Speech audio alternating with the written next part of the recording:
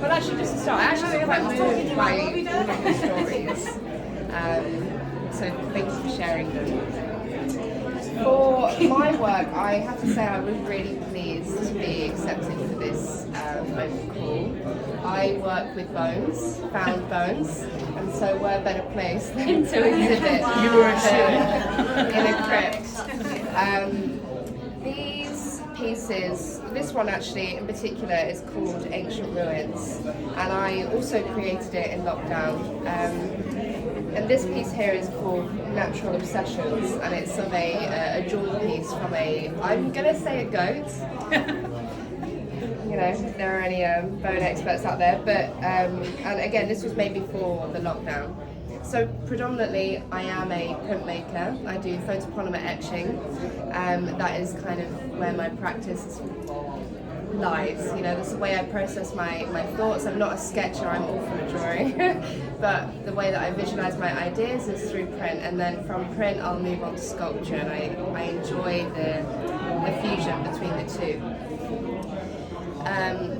In regards to legacy,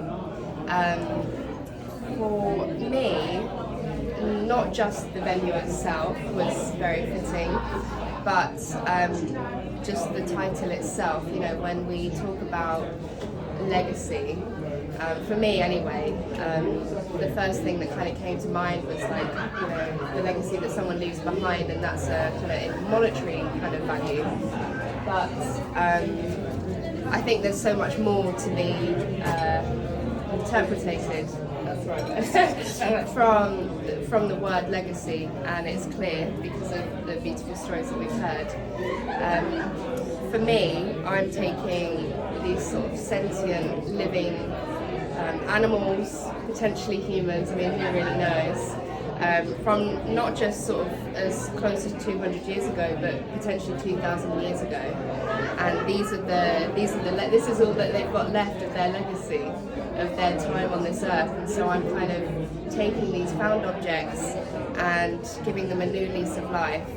And I think as an artist, I mean, obviously we'd all like to make some money while we're here, but more importantly, I think my legacy is with the way that I see the world and the objects that I collect. I'm an exceptionally sentimental person.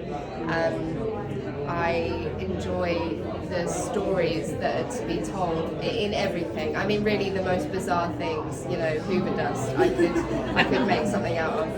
And I really enjoy that, you know, that's the way that I visualize the world around me and the way that I translate my ideas. And for me, this piece was quite a poignant moment in my practice, because I'd always stuck with printmaking, but with lockdown, I couldn't get to the studio. And so I had to think, you know, what am I going to do now? I need to create, I need to do something. And I started using the materials that I had collected, which were the bones.